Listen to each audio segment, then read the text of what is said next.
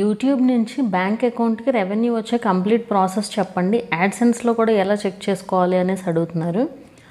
ఈ యాడ్సెన్స్లో చెక్ చేసుకోవడం నేను ఇంతకుముందు కూడా చెప్పానండి, బట్ అప్పుడు పెద్ద సబ్స్క్రైబర్స్ లేరండి, అసలు ఆ వీడియోకి నాకు వ్యూస్ కూడా రాలేదు, ఇంపార్టెంట్ వీడియో అయినా కానీ. సో ఇప్పుడు చెప్తాను. అసలు యూట్యూబ్ నుంచి బ్యాంక్ అకౌంట్కి రావాలంటే మనకి మధ్యలో చాలా ప్రాసెస్ ఉంటుంది. సో అదేంటంటే ఇప్పుడు మనకి ఫస్ట్ అసలు యూట్యూబ్ నుంచి రెవెన్యూ అనేది యాడ్సెన్స్కి వెళ్తుంది. యాడ్సెన్స్ ద్వారానే మనకి యాడ్స్ వస్తాయి. సో యూట్యూబ్ నుంచి ఫస్ట్ యాడ్సెన్స్కి వెళ్తుంది. తర్వాత మనం యాడ్సెన్స్ని మన అకౌంటే అని మనం వెరిఫై చేసుకోవాల్సి ఉంటుంది. సో మన అకౌంటే అని మనం వెరిఫై చేసుకోవాలంటే ఫస్ట్ ఐడెంటిటీ వెరిఫికేషన్ చేయాలి, పిన్ వెరిఫికేషన్ చేయాలి. ఆ ప్రాసెస్లు అన్నీ క్లియర్గా ఉంటాయి ఛానల్లో. వీడియో లింక్ డిస్క్రిప్షన్లో ఇస్తాను చూడండి. సో ఆ రెండు అయిపోయిన తర్వాత మనం బ్యాంక్ డీటెయిల్స్ అనేది ఇస్తామన్నమాట. మన బ్యాంకులో మన బ్యాంక్ అకౌంట్ డీటెయిల్స్ ఇస్తాం యాడ్సెన్స్లో.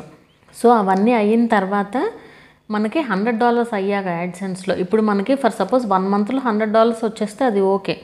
ఈ అన్నిటికి కూడా డేట్స్ ఉంటాయండి, కరెక్ట్ డేట్స్ ప్రకారమే అవి జరుగుతూ ఉంటాయి అన్నమాట ప్రాసెస్లో. సో ఫర్ సపోజ్ మీకు ముందు మంత్ వచ్చిన రెవెన్యూ అంతా ఈ మంత్ 11th పడుతుంది. ముందు మంత్లో వచ్చిన రెవెన్యూ అంతా ఈ మంత్ 11th యాడ్సెన్స్కి వస్తుంది. అలాగే ఈ మంత్ వచ్చే రెవెన్యూ అంతా నెక్స్ట్ మంత్ యాడ్సెన్స్లోకి వస్తుంది. సో మీకు ఆ యాడ్సెన్స్లోకి వచ్చినప్పుడు $100 కంప్లీట్ అయినాయి అనుకోండి, మీకు ఆ మంత్ రెవెన్యూ వస్తుంది. మీకు అర్థమవుతుంది కదా, నేను డేట్స్ ప్రకారం కూడా క్లియర్గా చెప్తాను, క్లియర్గా వినండి. సో ఫర్ సపోజ్ మనకు రెవెన్యూ అనేది ఇక్కడ ఇంకో విషయం చెప్తాను. మనకు రెవెన్యూ అనేది 2 days డిలేగా వస్తుంది. ఈరోజు వచ్చే రెవెన్యూ మొన్నటి రెవెన్యూ, ఈరోజు రెవెన్యూ వచ్చేసి మనకి ఎల్లుండి యాడ్ అవుతుంది వైటీ స్టూడియో యాప్లో. మనకి యాడ్సెన్స్లో అయితే డైలీ అప్డేట్ అవ్వదు. మనకి యాడ్సెన్స్లో యూట్యూబ్లో మాత్రమే డైలీ అప్డేట్ అవుతుంది, యూట్యూబ్ స్టూడియోలో. సో మీరు ఇక్కడ చూసేసి చాలామంది యాడ్సెన్స్లో రావట్లేదు అనుకుంటారు, అదేం కాదు.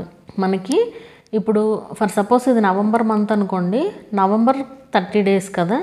సో నవంబర్ 30th రెవెన్యూ వచ్చేసి డిసెంబర్ 2nd వచ్చే రెవెన్యూ వచ్చేసి నవంబర్ 30th రెవెన్యూ అంటే నవంబర్ రెవెన్యూ కిందకే వస్తుంది అది.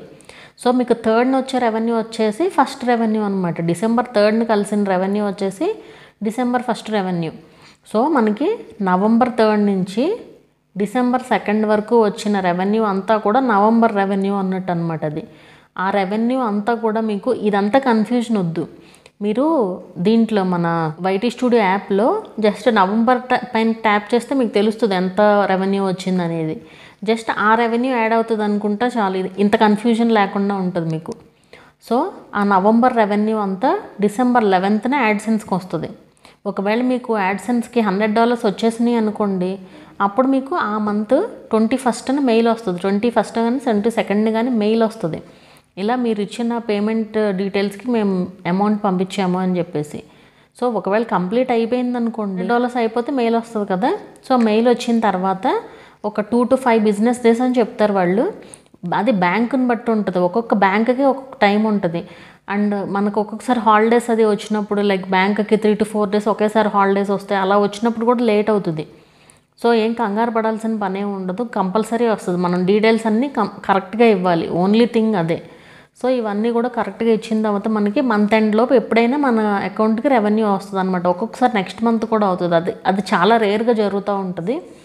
సో బ్యాంకుని బట్టి ఉంటుంది అనమాట. ఒక్కొక్క బ్యాంకుకి ఒక్కొక్కసారి అయితే వస్తుంది. మనం ఏ బ్యాంక్ అయినా ఇవ్వచ్చు, ఈ బ్యాంకే ఇవ్వాలి అనే రూల్ ఏమీ లేదు. మీరు ఏ బ్యాంక్ ఇచ్చినా ఏం ప్రాబ్లం లేదు, ఓన్లీ థింగ్ డీటెయిల్స్ మాత్రం కరెక్ట్గా ఇవ్వాలి. అది నేషనలైజ్డ్ బ్యాంక్స్ అయితే ఏంటంటే కొంచెం ఫాస్ట్గా వస్తుంది అనమాట రెవెన్యూ అమౌంట్ మన బ్యాంక్కి.